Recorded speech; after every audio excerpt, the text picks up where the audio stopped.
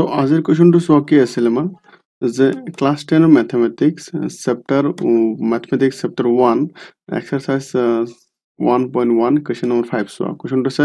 ইউক্লিডৰ বিভাজন প্ৰমেয়কে প্ৰয়োগ কৰি দেখুওৱা যে যিকোনো যোগাত্মক অখণ্ড সংখ্যাৰ ঘনফলটো 9m 1 নাইবা 9m 8 আৰকি ইয়াত আমি কি কৰিম চোৱা প্ৰথম ধৰি লম চোৱা ধৰা হল এ যিকোনো কি যোগাত্মক অখণ্ড সংখ্যা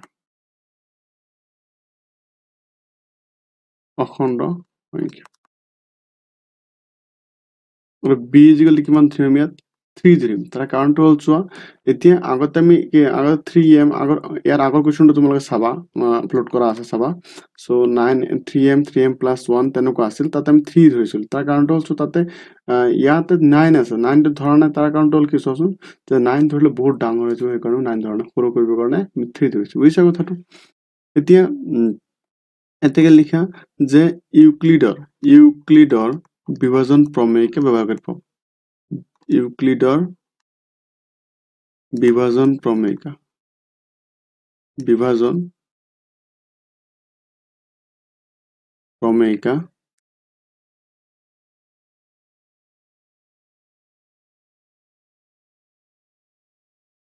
ব্যবহাৰ কৰি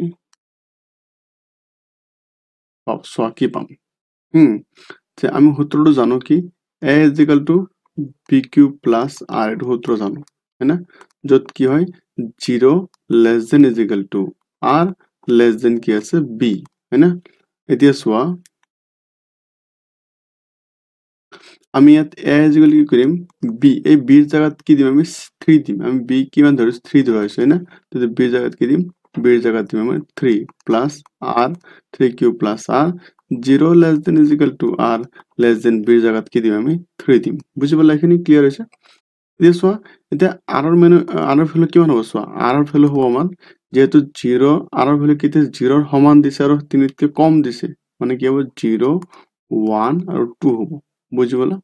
এতেকে চোৱা আমি লিখিম a = এনেকে লিখিব পাৰো নে 3q লিখিব পাৰো কাৰণ r এর ভ্যালু যেতিয়া 0 হ'ব তেতিয়া অকল 3q থাকি যাব বুঝিছা না কথাটো ঠিক তেনেকে a = কি হ'ব 3q + 1 বহাব কাৰণ r এর ভ্যালু কি 1 বহাইছো হল আকৌ a = কি হ'ব 3q + 2 এতিয়া r এর ভ্যালু কিমান বহাইছো 2 বহাইছো r এর মান 2 বহাইছো বুঝি পালা এতিয়া চোৱা এতিয়া যে চোৱা a = কি 3q হলে हैना 3q হলে তাতে আমি কি বহাম তাতে কোৱেশ্চনটো লৈ চোৱা এতিয়া যে কৈছে যে কি ঘনফলটো যিকোনো যোগাত্মক অখণ্ড সংখ্যাৰ ঘনফলটো কি কৈছে আমাৰ 9m কৈছে ঘনফল মানে কি কিউব হয় ঘনফল মানে हैना তো এতিয়া ঘনফল মানে যেটো কিউব এতিয়া মানে 2 এট কিউব কৰি চাব লাগিব চোৱা এতিয়া a কিউব বহাম = কি বহাম চোৱা 3q হোল কিউব বহাই দিয়া হোল এতিয়া 3 কিউব মানে কিমান 27 হয় हैना লগত কিউবটো বহাই দিয়া নেক্সট ইয়াত চোৱা হাতটো এতিয়া চোৱা 9m আৰু 9m + 1 নাইবা 9m + 8 আৰখিনি বনাব দে যেহেতু কি কৰিম ইয়াত 9 কমন ল'ম 9 ললে কি হ'ব 9 3 গুণ 27 আৰু তাৰ লগত কি কিউবটো থাকি যাব হল ইয়াত 9 থাকিল এই 3q কিউবটোৰ ভ্যালু আমি কি ধৰিছো ধৰিম আমি m ধৰিম হল তেতিয়ালে ইয়াত লিখি দিম যত m = কি হ'ব আমাৰ 3q কিউব ক্লিয়াৰ হ'ল এখিনি বুজি পাইছা তোমালোকে then next line চোৱা তোমালোকে এতিয়া চোৱা যে আৰু চোৱা কি হ'ব a = এতিয়া লিখিম 3q + 1 প্ৰথমত লিখিছিল কি 3q লিখিছিল এতিয়া লিখিম 3q + 1 हैना হলে ইয়াত চোৱা কি কৰিম আমি যে a = কি হ'ব চোৱা 3q + 1 দিছো মানে এতিয়া কিউবত বহাই দিম a কিউব = 3q + কি হ'ব 1 হোল কিউব হৈ যাব हैना এটো সূত্ৰত বহাই দিয়া সূত্ৰ তোমালোকে জানা কি a + b হোল কিউবৰ সূত্ৰ তোমালোকে জানা কি হ'ব a cube plus 3a square b plus 3ab square plus কি b কিউব এটোৰ সূত্ৰ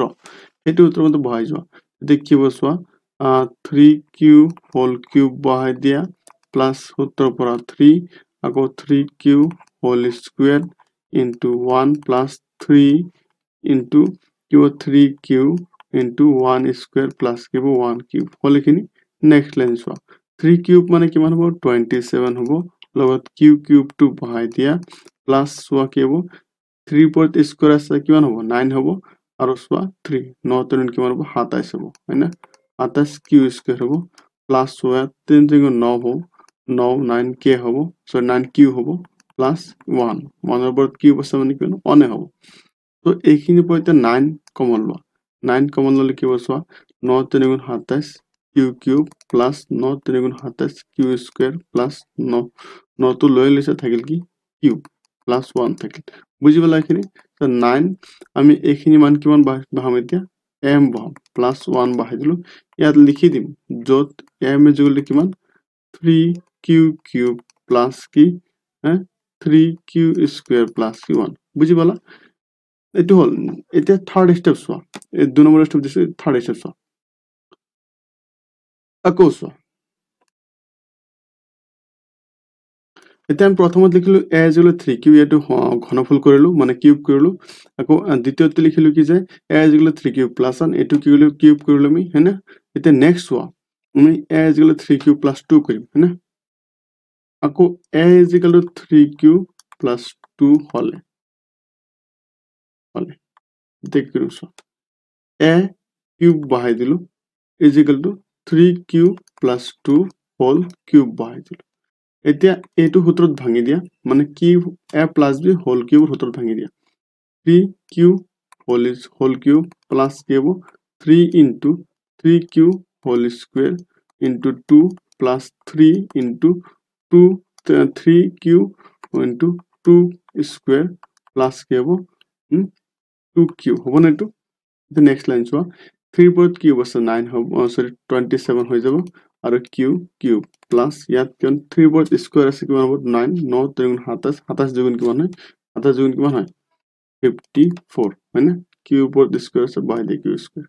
প্লাস থাকিল কি চোৱা যে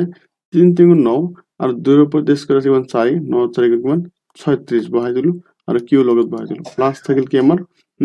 2 পৰত কিউব আছে কিমান হ'ব আমাৰ 8 হ'ব বুজি পালা নেক্সট এই গোটেই কমন কিউ লবা এতিয়া এইখিনি কমন ল 9 ললো 9 3 গুণ 27 কিউব থাকিল 9 4 গুণ 9 সরি 9 6 গুণ 54 হয় না কিউ স্কয়ার থাকিল প্লাস থাকিল কি সো 9 4 গুণ 36 কিউ থাকিল হল প্লাস লগত 8 টু বহাই দিল এতিয়া সো এইখিনি মান কিমান বহাইছো বহাম এতিয়া m বহাই দিম বুজি পালা প্লাস কি হ'ব এই লগত 8 টু বহাই দিম ইয়াত লিখি দিম m ইকুয়াল টু কিমান 3q cube plus 6q square plus 4q বুঝি পালা এখানে এর থেকে লিখিম যিকোনো কি যোগাত্মক অখণ্ড সংখ্যা কি হয় অখণ্ড সংখ্যা যিকোনো যোগাত্মক এটা সাম কি পাইছো এবাৰ 9m পাইছো এবাৰ 9m plus 1 মিলাইছো পাইছো সৰি আৰ এবাৰ পাইছো 9m plus 8 পাইছো হয় নাই এর থেকে লিখে যিকোনো যোগাত্মক কি অখণ্ড সংখ্যার ঘনফল না ঘনফল মানে কিউব যোনটো কয় না ঘনফল মানে কিউব দেখিব দেই ঘনফল কি হ'ব 9m 9 সরি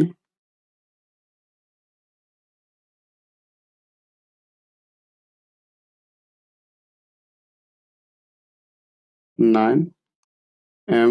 plus 1 হয়নে আৰু কি লিখিম চাচোন সরি নাইবা কি হ'ব 9m plus 8 আর কি বুঝি পালা ক্লিয়ার হয়েছে তো ইয়াতে যদি তোমালোকৰ কিবা ডাউটস আছে তোমালোক কমেন্ট কৰি নিশ্চয় মোক জনাবা ওকে আৰু তোমালোকে এবাৰ যদি বুজি পোৱা নাই 3-4 বাৰ আকৌ তুমি এইটো ভিডিও ৰিপিট কৰি চাবা আকৌ বুজিছানে একে ভিডিও 3-4 বাৰ চাবা নিশ্চয় বুজি পাবা আৰু চেনেলটো তোমালোকে সাবস্ক্ৰাইব কৰি দিবা ওকে থ্যাংক ইউ